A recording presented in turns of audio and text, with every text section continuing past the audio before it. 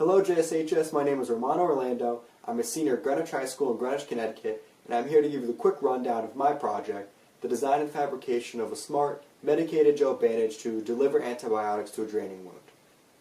I spent my first part of my research an extensive amount of time on making the manufacturing of this bandage as simple, cheap, and fast as possible.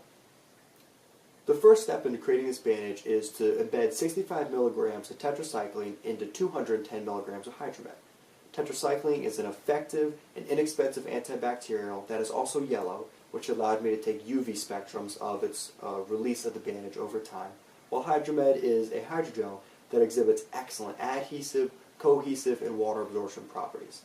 So after embedding the tetracycline into the hydromet, I took that then loaded hydromet, placed in 3 milliliters of acetone, sonicated that solution for 60 minutes, and the bandage is then ready to go.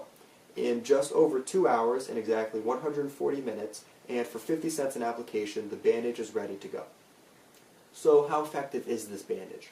The first thing I wanted to see was, can antibacterial release from this bandage without the degradation of the bandage itself, without polymer degradation? I did this by taking my Band-Aid, the 210 milligrams of loaded hydromet, and placing it in 10 milliliters of water. I then took samples every 15 minutes of the surrounding water and placed those samples on an FTIR instrument.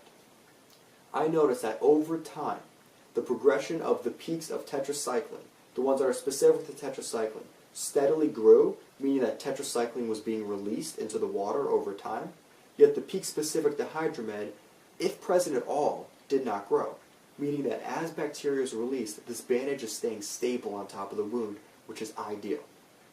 Next, I wanted to say, okay, I know how much bacteria is being released, which I quantified in my data, but is it effective? Is it enough?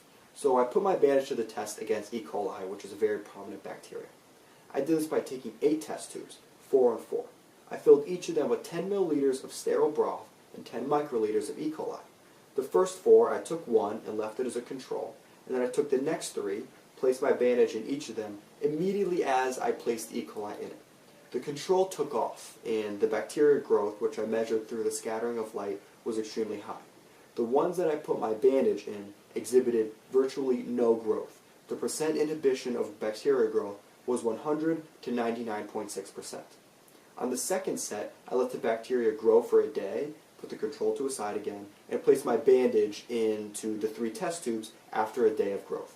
Again, the control took off, and as soon as I put my bandage in, the growth of bacteria slowed, and the percent inhibition was measured to be 78%,